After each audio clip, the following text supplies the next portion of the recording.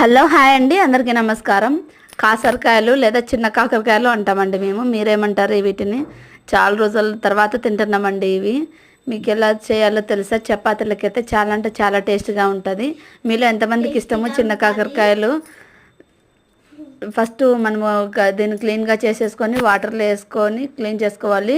Gas stove on చేసుకొని జీలకర్ర, కరివేపాకు, ఉల్లిపాయలు వేసి ఉల్లిపాయలు కొంత ఫ్రై అయిన తర్వాత చిన్న కాకరకాయలు వేసి బాగా మూత పెట్టేసి చిన్నగా సిమ్లో బాగా మగ్గనివ్వాలండి. ఫ్రై అవనియాలి. ఫ్రై అయిన తర్వాత ఉప్పు, కారం, పసుపు, మనం ముందుగానే కొబ్బరిను కొంచెం పొడి, వెల్లుల్లి మిక్సీ పట్టేసుకున్నాం కదండి, అది వేసుకొని బాగా కలిపేసి 2 మినిట్స్ అలా పెట్టి ఫ్రై అవనిస్తే చాలా అంటే చాలా టేస్టీగా ఉంటుంది చపాతీలకి.